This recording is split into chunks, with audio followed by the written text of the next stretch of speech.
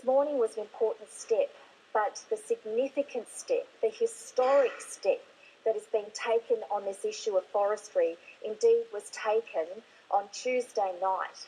That was the time when the Tasmanian Parliament put its efforts, its confidence, its belief in our future and our forest industries and our reserves agenda together. That was the vote. Signatures on pieces of paper, but really the historic moment happened 2 nights ago. And when do you expect federal money from the forest festival to start flowing? Immediately.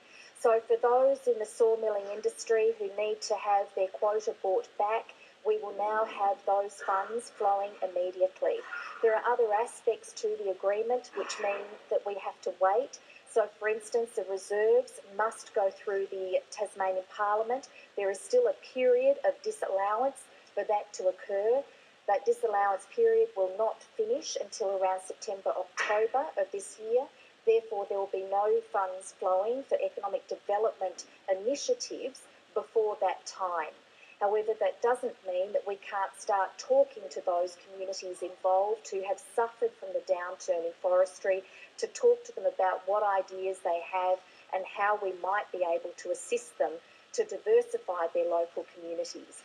But it is absolutely critical that none of those funds actually flow before the reserves get finally through the Tasmanian parliamentary processes. How can the peace deal work without the support of the Australian Greens? The Australian Greens leader is only one voice, and it's a voice that now finds itself on the fringe of this issue. In fact, yesterday I spoke very much around the analogy that we're all on a train here heading forward, and there are 3 people who've stepped off the train and are left on the platform, and they're Christine Milne, Will Hodgman and Jenny Webber.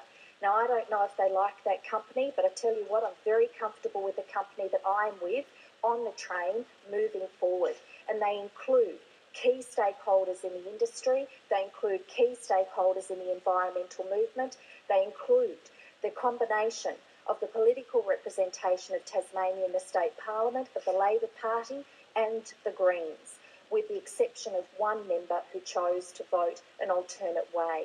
But I can assure you the vast majority here are on the train moving forward, and there are very, very few left on the platform.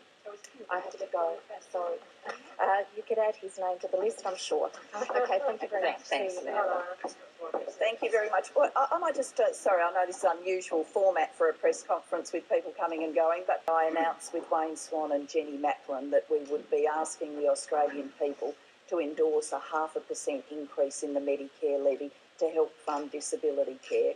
I said then that I really understand that when we speak about these issues, there are more than 400,000 Australians hanging off every word. They are the Australians who have disabilities, and then, of course, there are the millions of other Australians who are family members, friends, carers, or care passionately about this issue. So I want to be very clear with people today, 24 hours later, about where we are and about what will happen next, because this is an issue where I don't want people unnecessarily worried. I always want to be very clear about where we are.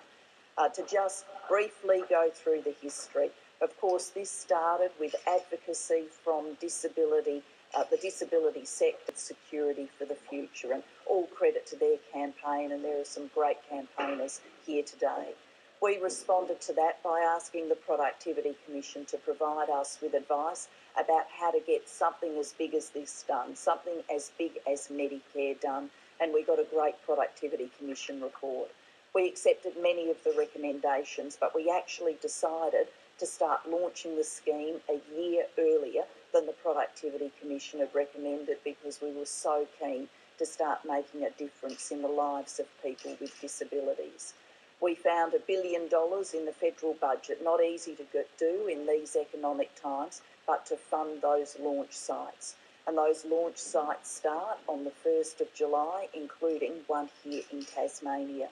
At the same time, we put to the Parliament the legislation that sets up disability care, that deals with issues like eligibility, the way the scheme will work, and I'm very pleased that that legislation went through the Parliament with bipartisan support. That was good to see. So that legislation is done.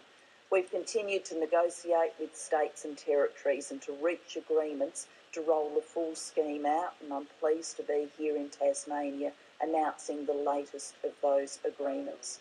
What happened yesterday was we announced that in order to finance some of the cost of disability care, that we would want to see an increase of 0.5% in the Medicare levy, Australians making a contribution to this cost. Now, that 0.5% in the Medicare levy starts on the 1st of July 2014, so it needs to be legislated by then to become the law of this country by then. I would want to see that legislation dealt with in a way that is not political. If it was possible to get bipartisan support for that legislation, then of course that would be very welcome.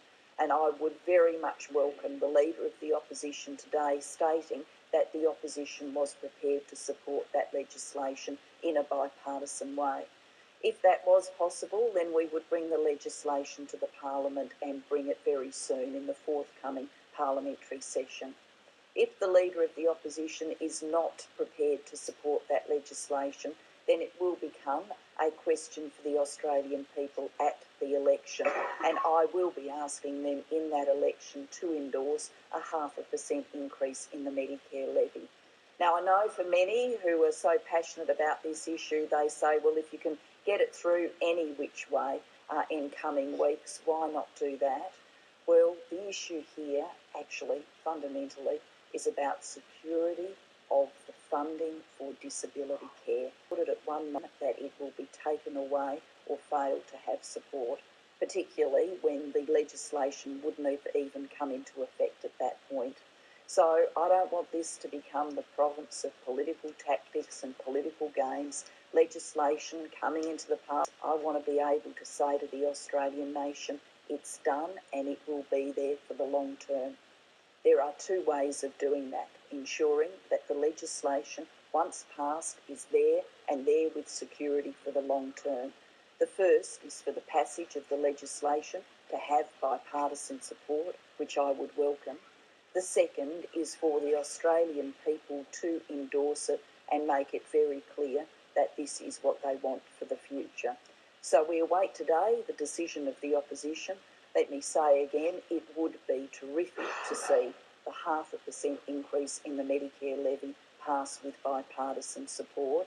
That would give security for the future around the 0.5% increase in the Medicare levy. If that is not possible because of the view taken by the opposition, then security for the future around a half of their views on this important matter heard. I'll turn now to the Minister for Disability Reform. Thanks very much, Prime Minister. Just to add some remarks to the Prime Minister's outline of how we've got to this historic day. But just before I do that, I do want to say a very, very big thank you to St Michael's and for having us here today and for bringing all of these people into your very, very special place. And especially want to congratulate you for the outstanding independent living units, which are providing such security and happy places for people to live. So thank you very much for having us. I do want to add some detail to the remarks that the Prime Minister's just made. The Prime Minister has outlined how important today's announcement is here in Tasmania, but of course this is the product of an enormous amount of work and is being replicated around the country. We have an agreement to launch disability care here in Tasmania on the 1st of July.